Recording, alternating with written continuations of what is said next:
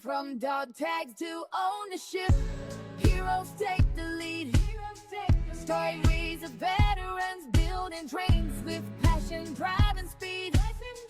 From service to success, we're here to inspire the quest. Dog tags to ownership, we're the best. Take the prize. From the battlefield to the boardroom, this is Dog Tags to Ownership, the podcast where veterans share their journeys from serving our nation to leading in business. Hear inspiring stories of grit, growth, and the entrepreneurial spirit that drives those who've served to succeed. Tune in and take the first step toward your own mission in entrepreneurship. Military One Percenters, welcome to Dog Tags to Ownership, where once a week we interview veterans who charted a path towards entrepreneurship. Here, our goals are to share resources, advice, and success stories about starting a business, discuss strategies for building financial independence and creating your own path, and most importantly, build a community to support each other through the challenges of transitioning from service life to civilian ownership. Today, we are extremely excited to introduce our guest to the show, the Honorable Patrick J. Murphy. Patrick is a U.S. Army veteran, attorney, first Iraq War veteran to be elected to the U.S. House of Representatives, the 32nd U.S. Undersecretary of the Army, and a self-proclaimed veteranpreneur. Did we also mention he is an Emmy Award winner? Patrick, thank you so much for joining our podcast today and coming on the show to talk to us about your journey from dog tags to ownership. How are you? Julie, Matt, it is great to be here with you. Happy 2026. It's going to be a great year for America and for all of us. Yeah, so good to have you on, and a great way to kick off the podcast this year, right, Julie? Yes. Yeah, we are super excited to have you on. And I was, really excited to get to meet you a few weeks ago at the Army Navy Warrior Conference. And that's just such a great event that you all put on for veteranpreneurs and military members, just for a networking aspect of it. But just a great conference. So really thank you for allowing us to come to that. And we hope to continue that partnership with you this year as the game goes to New York and the Meadowlands. I guess to get started, Patrick, can you just tell us a little bit about yourself and your military service? Yeah, Julie, Matt, thanks for having me on. I appreciate it. I'm really passionate about our brothers, the veterans. So I'm a third generation veteran. My grandfather served in World War II in the Pacific in the Navy. My father served in the Navy in the Vietnam era, and my two uncles were Army in Vietnam. And my other uncle was a paratrooper with the 11th Airborne. So, and the other one in Vietnam was with the 101st Airborne. So for me, when I joined it at age 19, it was very important for me. I signed and said, I want to be an Airborne Ranger, I want to be with the 82nd Airborne Division. It took me a bunch of years to get there, but I finally got there. Airborne Air Assault. It was just really, really blessed. And part of that was just serving in the company of heroes and incredible mentors in the Army. I don't say this lightly. Without the Army, I never would have been a lawyer, been a U.S. congressman, the acting secretary of the Army, and be the veteran I am now. So I'm incredibly grateful for the Army changing my life, because I was a blue-collar kid, skinny kid from Northeast Philadelphia, grew up in a row house, but it changed my life for the better, and that's why I always try and pay it back. And I guess, so you were in the Army and you're in the first Iraq War, and then you got out, you transitioned out.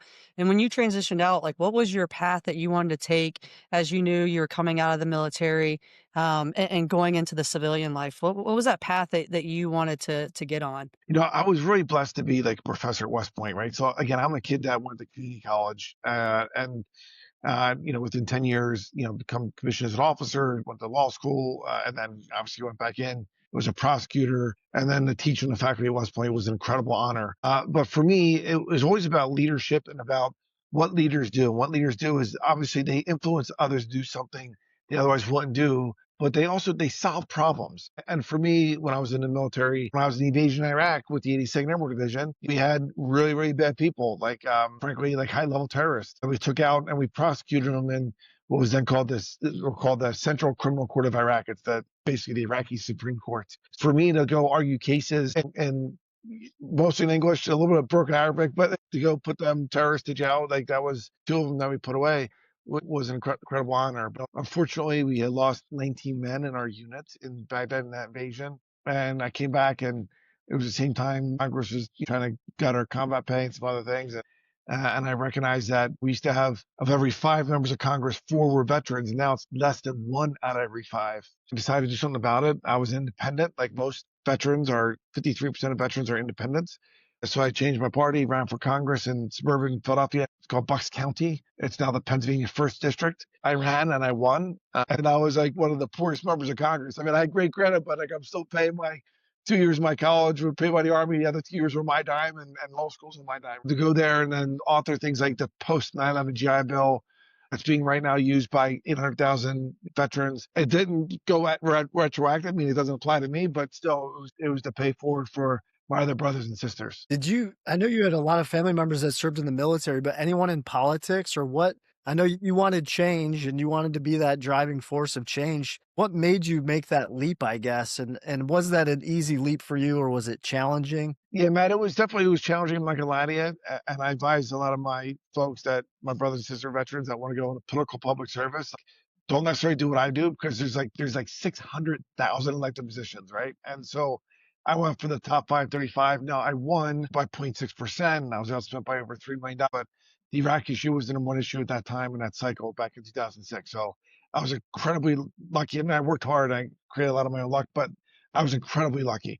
But I would say no. I mean, like my mom was a secretary. She one time worked for a local state senator as a Republican. So I knew a little bit through that way, but it was something that I read about. I was a professor at West Point before going to combat twice. The second combat deployment, the invasion of Iraq, gave me the confidence to be like, hey, listen, I'm now in my young 30s. The Constitution says you have to be 25. You know, at that point, I had six years of experience. I was 31 when I first declared, and then we ran and won at age 33. So it was a year and a half campaign. So for me, it was an honor to run and win. And then I felt a special responsibility, Julie, to really be a voice of our generation. And that's why in my first 2 years, I worked with then President Bush on what's the post-9/11 GI Bill. And then on my second term, the Murphy Amendment was the repeal of Don't Ask, Don't Tell. So I thought it was wrong. Listen, I'm a devout Catholic and I'm straight and I have 2 young kids. But to me, it was really about, I thought it was wrong that we kicked out 13,000 troops just because of who they loved, right? It was an integrity issue. If there's ever misconduct, whether you're gay or straight, yeah, we throw you out. We have the UCMJ and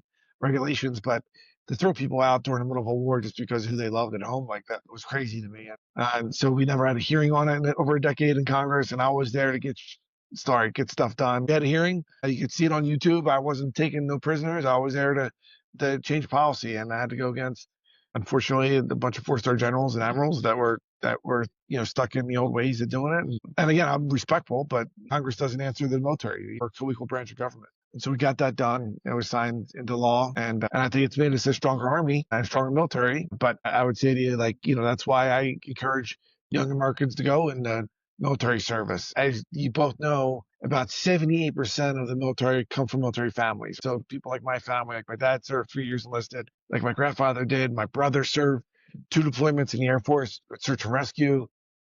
But when you look at the numbers, 53% of Americans would not advise a young person to go in the military service. It's, again, the majority of Americans. And 55% of Americans think that they're going to lose like an arm or a leg. And if you say, well, how many do you think lost an arm or a leg in Iraq, Afghanistan? They'll say 3 million. The reality of it is there's only been 1.9 million Iraq, Afghanistan veterans. And, there's about 2,000 of our brothers and sisters that have lost their limb, arm or leg. And that's 2,000 we got to absolutely take care of. But the reality of it is most veterans don't go to war. Most veterans, are come back, and 99% are civic assets to this nation. And so that's what my message is, a positive message, not that veterans as victim narrative, which frankly pisses me off. Yeah, and it's especially in today's day and age where there's so much misinformation on social media, and it's certainly probably one of the hardest times to control a positive narrative, I would say. But Patrick, I just wanted to say, and Julie can probably attest, we were serving at the time when you were doing the work on the 9/11 GI that my 5-year-old will now benefit from. Thank you. Yeah. We were there implementing on the ground the Don't Ask, Don't Tell repeal. I was a company commander. I think Julie was in the battalion staff. We were both at Fort Campbell around that time. But high level stuff that we can attest to made significant change at the tactical ground level. I can say without a shadow of a doubt. Yeah, no doubt. Listen, I had the honor of leading the Army. I was the acting Secretary of the Army under President Obama. We hit recruitment goals. We hired 120,000 Gen Zers a year, right? And so we hired more Gen Zers than any other organization in the world, more than Walmart. Walmart's bigger than us, but we have 1.3 million people in the Army. We hire 120,000 a year. Again, that's on active and reserve components, right? That's 60,000 a piece. I say that because our military is the best fighting force that ever walked this planet. And we got to keep it that way. And it's not by excluding people out. Like, another thing I did was I worked with then Senator John McCain, who was the chairman of the Senate Armed Services Committee. He's a personal hero of mine. As all your listeners know, he was a Vietnam vet. He was shot down. He was a prisoner of war in a Hanoi Hilton. His dad was an admiral, and they kept trying to, they physically tortured him, and they tried to say, hey, well, you could leave, and he wouldn't leave before the other POWs. He would not, and he was a man of honor, but did go to him and say, hey, sir, like, Mr. Chairman, we gotta do better on recruitment, but we also gotta open up all of our MOSs, our jobs, to women. Like if a woman wants to go to Ranger School and she earned it and she's hitting the qualifications, let her go do it. And by the way, I said, Chairman, and I testified this publicly, I said, most women won't be able to graduate Ranger School, just like most men can't graduate Ranger School, right? Don't change the standards. It's one standard, but like, come on, let's get after it. And he's like, Murphy, I think you're right. And I worked with him on that stuff. And he knew I wasn't there to make friends. I was there to move our Army and move our country in the right direction. I think we made a lot of progress, and cheering for folks that are in there now. I love our Army. I love our country. But we need veterans to be civic minded, to vote. We need them to make sure they're engaged, to see what's going on. And we also need them, to start businesses. Patrick, I don't want to stay on the Congress thing, but I just want to echo what Matt said. I'm a gay woman, so I appreciate, and I served during Don't Ask, Don't Tell, and then it was repealed, and so I was able to come out. Now I have a family, a wife, and we have kids, and just really appreciate you working and helping get that repealed. And then also, same sentiment as Matt on the 9/11 GI Bill. Both my wife and I are dual military, and both of our kids are going to be the product of 9/11 GI Bill. So thank you so much for that. That's awesome. As we, transition here from your time in the political sector, being in Congress, being the Undersecretary of the Army, after you got out of that, like, I know you got into entrepreneurship and owning your businesses and being a business owner, and then also investing in veteran owned businesses. So can you just, I guess, talk about like why you got into that and how you got into doing that? Yeah, so I mentioned earlier, my mom was a legal secretary and my dad was a cop. So for me, it was a natural to go to law school, to be a military prosecutor, and that's what I did. But for me, part of it is I did the big law firm thing after Congress, but when I went to Pentagon, when I was leaving, I knew I didn't want to bill every 6 minutes of my life in a big law firm. Now, I'm not disparaging. Lawyers are great. Practicing law, I'm still a licensed attorney. I just don't practice anymore. But part of that was I knew I wanted to go to the next adventure. And as I said earlier, leaders solve problems. And I saw with my own eyes, half the veterans in World War II came back and they started their own small business. Mm-hmm. Our generation of Iraq, Afghanistan, it's less than 5%. So their generation, they were 10x on us, right? And there was more of them, by the way, too. When you look at those World War II veterans that created these iconic global brands like Nike, the largest sports company in the world. Phil Knight and Bill Bowerman started Nike, both veterans, Army veterans. Whether it's Comcast, largest media company in the world, started by veterans. Walmart, started by Sam Walton, Army veteran after World War II, started at Walmart. You look at that and you look at our generation, part of that problem is access to capital, right? And so, I have venture capital partners, and we've raised over $300 million. We've invested that into veteran-owned, mostly veteran-owned companies or veteran-owned companies. And we're really proud about that. But we supported folks like Blake Hall, who was in the Ranger Regiment, Vanderbilt, ROTC, started a company called Troop Swap. We saw when it was only a PowerPoint slide. Then it became Troop ID, and now it's called ID Me.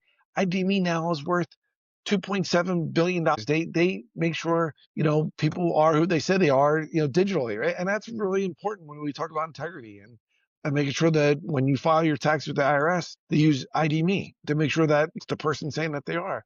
Whether I go to Home Depot, I get the 10% discount because I'm a veteran. I use ID Me. That's solving problems. That's why I teach at the Wharton Business School, and about 9% of our students are veterans. It's why we host things like the Future of Finance, January 15th in Washington, D.C. It's the Wharton Business School. And you might say, well, how does that relate to veterans? Veterans and athletes, they make incredible, like the ultimate operators. And you say, well, what do you mean? They've run squads, platoons, companies, battalions, brigades, right? And so they know how to build systems and align teams to accomplish a goal.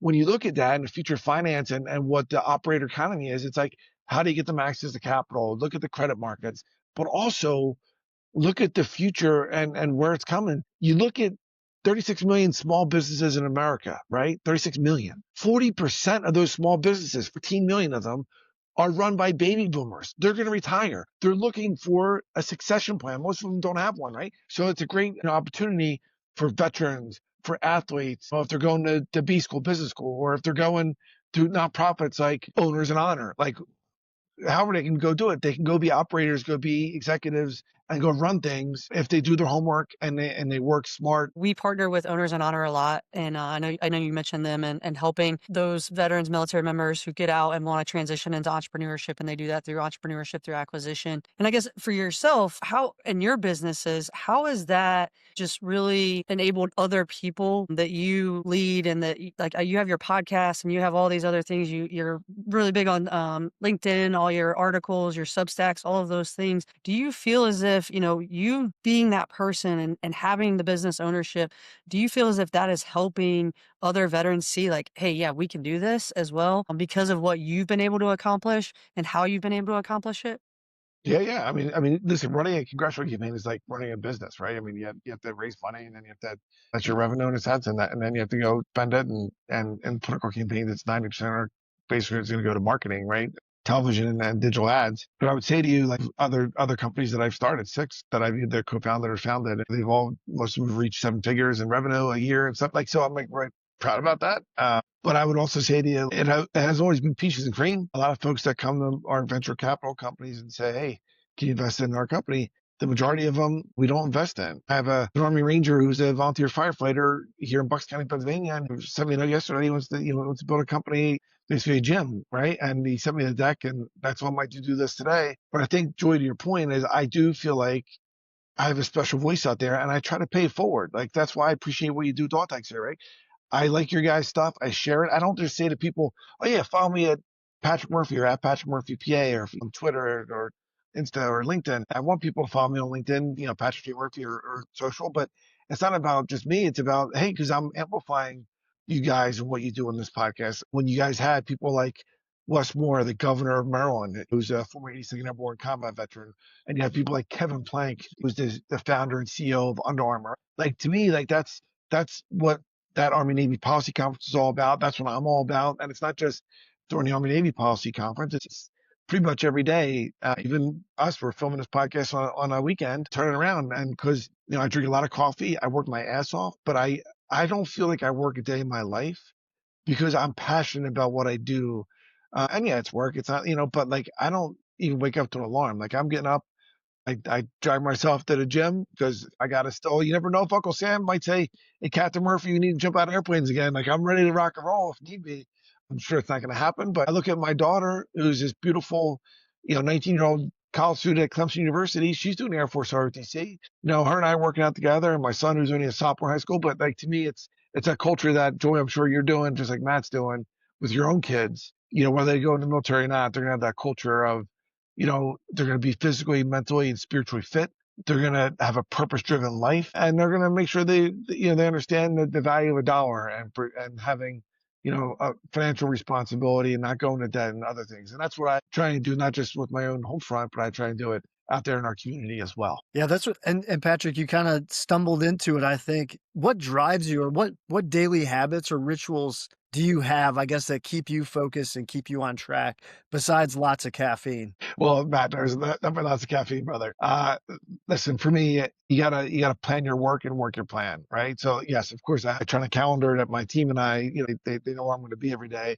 But every day I start with my calendar I write it down. It's kind of my journaling, right? And I write down on the top, WMI, what's most important. And I only put 3 things on there. I don't try to put 4, sometimes just 2, but it has to go along with, what my goals are and what are the things I need to accomplish, because you can get jammed up on the inboxes of the world, right? I'm busy enough with the inbox, answering stuff, but you got to drive the train and you got to drive your priorities. And so that's what I try to do.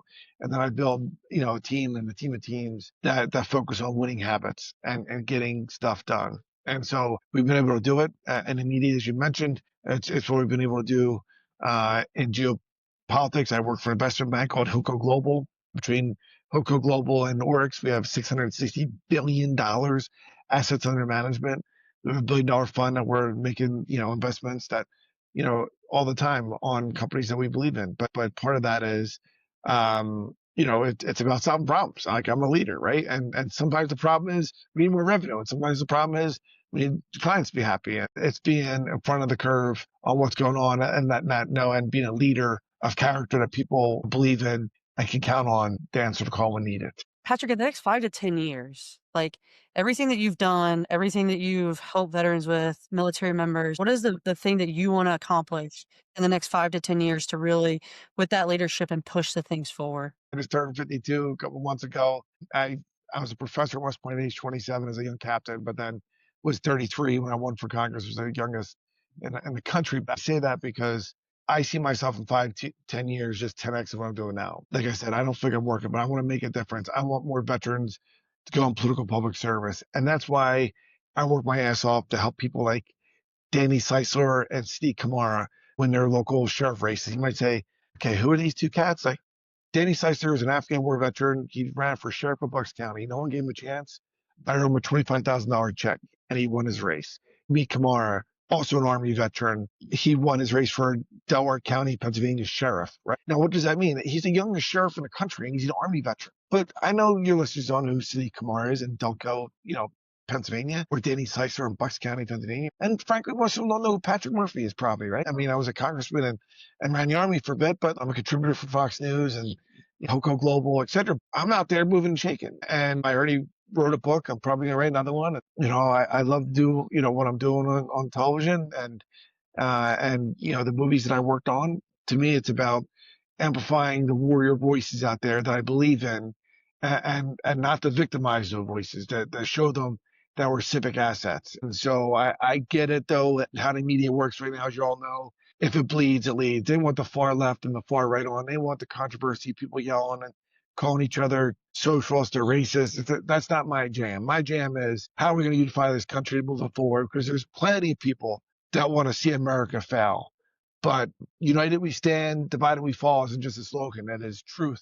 And we all got to do a better job as veterans to support our brothers and sisters, whether Democrat, Republican, Independent. We got to do a better job of amplifying the voices of our generation. They're out there doing the right thing. And Patrick, I know you talked about for your day, you're doing the reflection, you're saying what's most important today. Do you take time periodically to say, where else should I be putting my attention? Or because you're doing so many things, do you ever question, I'm doing too much as an executive director over at Hilco? Or, do I need to put more time here? How do you balance that? And I know there's no such thing as balance. Yeah.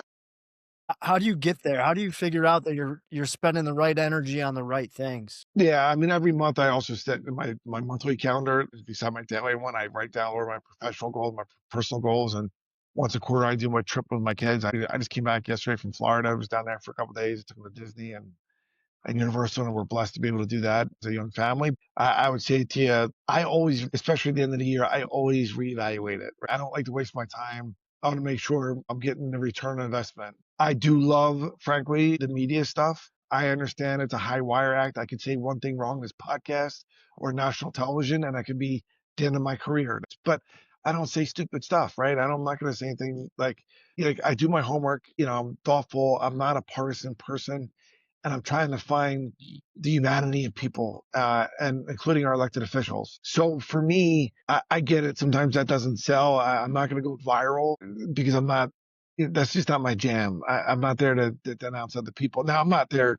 Man, everything's great. I criticize, and I think we'd be doing a better job with our economy. Stuff like the national debt bothers the heck out of me. I think it's immoral.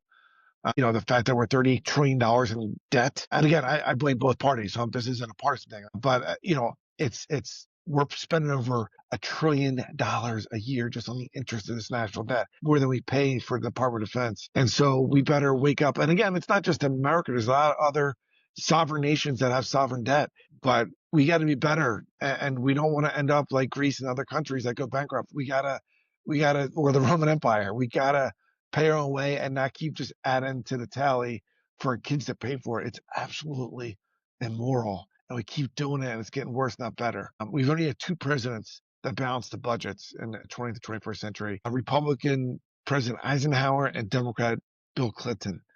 Barack Obama paid it down hundreds of billions of dollars, still ran deficits, but we got to do a better job. We do. And that's on our elected officials and us as Americans to amplify the voices out there that are fighting a good fight and not just giving it lip service. Yeah. And I think we've talked about it a little bit on our podcast, but at the macro level, we're bad at balancing the budget. On the micro level, I feel like US households are bad at balancing a budget too. So not Yeah. to a financial discussion, but I think there's a lot of that, we didn't get exposure to. It's not in school or public schools. It's not in the curriculum. And so you come out and unless your parents taught you how to do it, you kind of come out there and you start getting yourself into credit card debt. I know that's not the purpose of the podcast today, but No. it's something that rubs me the wrong way and why I've gotten so involved in, focusing on financial education and stuff. So Yeah, man, I was just really quick. I mean, like I'm a big Dave Ramsey guy. Dave Ramsey's about don't go into personal debt. I use credit cards, but I use them just to, as a pass through, meaning I pay them off every month, et cetera. But what I would say to you is that America right now, I just mentioned we're about $38 trillion in the national debt, but we're $18 trillion in personal household debt. And it's getting worse, not better. And so people are living, they think well, I have room on my credit card. You're not spending $100 in that grocery bill. You're spending $120 in that grocery bill because you're paying $20 that year for those $100 groceries. Right? And that's not a way to live. You keep digging yourself in a hole. And again, I'm blessed that I had a great family. They were blue collar and they were simple and they have debt and they're living right now on Social Security and I'm able to help them out. But the reality is I say this to my kids, I make them work. Like I've done well and I'm going to continue to do well, but I'm not there to be, like Daddy Warbucks. That's not how I relate. My son was working this summer, 2 jobs. He was up there. I was waking him up at 5:30. He was out there in the Jersey Shore working his ass off at age 15 and I'm proud of him. And as well as my daughter, right? But to me, you could tell them words all the time. They see how I live. They see how I treat people. They see how the car I drive, I'm not extravagant. I buy a used car because I don't think you get a good deal on a new car. So I buy usually a 2-year-old car. I usually buy it at, frankly, Enterprise car sales. Why? Because Enterprise was started by a U.S. Navy veteran who served on the USS Enterprise. He started an Enterprise car rental and then Enterprise car. And so that's where I buy my cars right now. But to me, it's just one of those little things that I do and try and teach my kids when I bring them to Chick-fil-A and, I get the grilled nuggets. I don't get the sandwich because they're a little bit more healthy and I get the fruit instead of the fries and I get that 10% military discount. And I tell them like, hey, your dad saves a lot of money because I serve my country.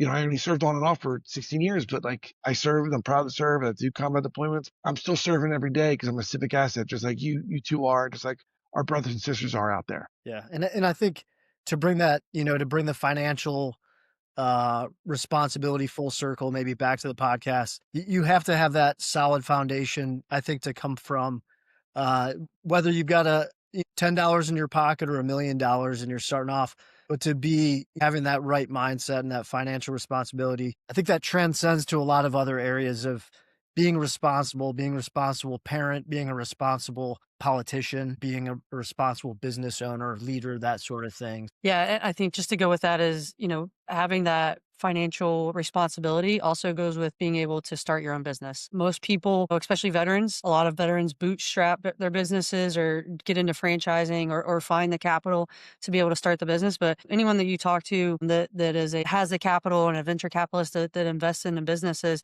their first question is always, how much money do you have in that business as well? Are you spending your own money to start off this business? And so it goes back to what we're talking about here is having that sound financial background and understanding finances as a business owner and being able to run that. And I know, Patrick, that's what you've been doing for what you have. And, it pays off for what you've been able to accomplish. But I know we're kind of getting to that 30-minute mark. So before we get to our last 2 questions, is there anything that you would like to tell our listeners or followers that we didn't ask you today or any advice that you'd like to put out there?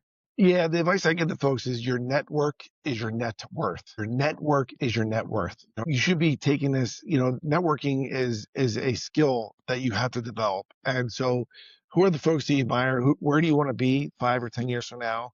Are those people in there? What organizations do you like? Follow them on social media. Follow me. Heck, I'm Patrick J. Murphy. As long as you have a picture, on your LinkedIn, you don't have to write me a special note. I'll connect with you, right? But work your plan and plan your work. So every year we have 200,000 active troops who become veterans. Get leaders solve pain points. 54% of military spouses are unemployed right now. These are mostly women, 8% are women of the spouses that are looking for work, they can't get work. And most American families are dual income families. I partner with the U.S. Chamber of Commerce Hiring Heroes. I'm an ambassador for them. I'm very proud of. They help out over 85,000 transitioning troops and spouses a year. They're the gold standard on what's called the Skill Bridge program. So I would say, number one, your network is your net worth. Please follow me on social and LinkedIn. Number two, I would say you want to live a purpose-driven life. And if you can get in your 9-to-5 job, that's great. But you're a civic asset. Well, however, you got to figure out a way so that purpose-driven life by going to church, by being a little league coach, passing your church, whatever it is, do it. Like, I align myself with organizations like the Travis Manning Foundation. They have a lot of veterans and other ambassadors that go teach in high school classes about character does matter. It's after Marine veteran Travis Manning, who was fortunately killed in Iraq back in 2007. I was his congressman at the time. Do those type of things. I serve on a board of it's called Homes for Our Troops. We've given over 300 free homes to disabled veterans. So for me, it's like, what are you doing to live what the Bible says, a servant's heart? What are you doing to give back? Because yes, you did 3 years or 10 years or whatever you did in the military, but when our military brought you in, it was to make you a leader of character for a lifetime of service, not to do 3 years or 20 years. It was to do a lifetime, to give back, to vote, to be a citizen, to make our community and our country better than where we found it. And that's what's in our preamble of our Constitution as well. So, Patrick, my passion outside of the podcast is investing in real estate. So I listen to a lot of real estate podcasts. I listen to those types of audiobooks. Is there any book, podcast, anything that you would recommend to our listeners that's maybe been really useful for you and what you've accomplished in your life? Yeah, like, I'm a big fan of Dave Ramsey's podcast. I do that. The greatest generator of wealth in America is real estate, is your home. That's why it wasn't just the GI Bill, but also the VA home loan. I'm a big proponent of the VA home loan and using that to basically earn money, to get a duplex or quadplex, et cetera. Like, I tell folks they should absolutely use that. Again, if they're passionate about it. If they're not, then don't waste your time or money. But it is the number one generator of wealth. And I care about, like, public policy. I'm a big fan of Scott Galloway, and he has a podcast called Raging Moderates. So I follow him and Jessica Tarlow. I work with Jesse on Fox News and Fox Business.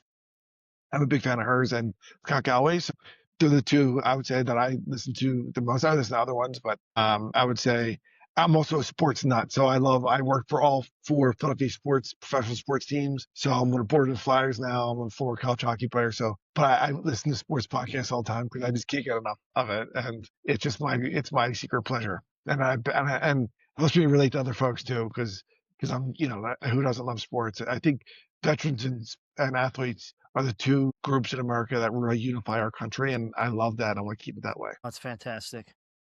I can't give you too much of a hard time. So I'm a huge Washington sports fan. And so I just saw the Flyers. You guys are now just bumped the Capitals in the standings. I think you're a few games ahead of us now. So kind of disappointed by that, but that's all right. And your football team is definitely have a better season than us. And tomorrow I'm sure you're going to crush us, but that's okay. Yeah, but Julie, can I just mention something really quick? I mean, the Capitals have it too, but the Philadelphia Flyers organization has literally 5 hockey teams. They're called the Flyers Warriors. These are disabled veterans. They have to be 10% disabled. A lot have PTSD or something that you can't even see, the invisible wounds of war. But we have literally five hockey teams called the Flyers Warriors, different levels, that compete against the Capitals, compete against the other NHL team. And most folks don't even know about it. And so I encourage your listeners to follow the local Warriors team that you have in whatever city you live in or nearby. So I'll bust your chops that your captain happens to be Russian. My captain happens to be Canadian. It is what it is, right? But we have fun on that stuff. As long as it's unifying, I think it's funny. But I would say, even to your other listeners, that if you're a Democrat and can't point out something nice about President Trump, you're wrong. If you're a Republican and can't point out something nice about President Obama, you're wrong. Like, figure out the humanity and people and figure out ways you can move the ball forward, and don't just bitch about it. Be part of the solution, not just part of the problem. Yeah, and I totally agree with you. And I love sports because it allows people to have that banter back and forth, but then also be able to, like, hey, you guys are actually really good this year. The same thing with politics. Patrick, we'll get to our last question. And our last question of every episode is Admiral William McRaven authored the book, Make Your Bed, Little Things That Can Change Your Life and Maybe the World. So do you make your bed every day? Every day. I make my kids make their bed every day. I love Admiral. He's a hero. I mean, we all know he led the strike to take out bin Laden. Just I've had them on my podcast. I'm a huge fan. So I would say if I was going to write a book, it'd probably be your network is your net worth. That tell people get out there and get after it. Whether you're a veteran or an athlete, etc. You gotta plan your work and work your plan. So I think that's what we all have to do a better job. Patrick, we just want to thank you so much for coming on the podcast today. Julie and I were sitting in her basement just over a year ago doing episode 1 on this podcast. So to be able to fast forward now, I'm in Kansas City now. I've retired, but I know Julie's still in Virginia holding down the battalion at Belvoir. But what an awesome opportunity to spend 42 minutes with you today. It sounds like you do more in one day than most humans can accomplish in several years. But it's been an honor just picking your brain and jotting down some notes and I think when you met Julie for the Army Navy weekend, you talked about solving problems, and I told Julie, that's what we can do with this podcast. We can solve problems, through Yeah. this community, because that's really what Julie wanted to do when she created this podcast, was build a community, share information, inspire people, inspire veterans to do bigger things while they're serving or when they separate. So thank you so much again for being on here and spending time with us today. You got it, guys. Thanks for having me. I appreciate both of you, and I appreciate using this podcast as a force for good. And I'm glad I'm a small part of it. And I wish you both continued success. And go Army, go Birds, and go United States of America. Military One Percenters, whether you're brainstorming your first business idea, already running a company, or just curious about where to start, Dog Tags the Ownership is the place for you. Please hit that subscribe button to receive all new episodes. Also, if you know someone who has turned their dog tags into ownership, drop us a DM on social media or tag someone. We are always looking for new guests to bring onto the podcast. And as always, Military One Percenters, thank you for your service. Let's continue this journey and working together to write our next chapter. Until next week, keep pushing to turn those dog tags into ownership. From dog tags to ownership, heroes take the lead. Stories of veterans building trains with passion, drive, and speed. From service to success, we're here to inspire the quest. Dog tags to ownership, we're the best.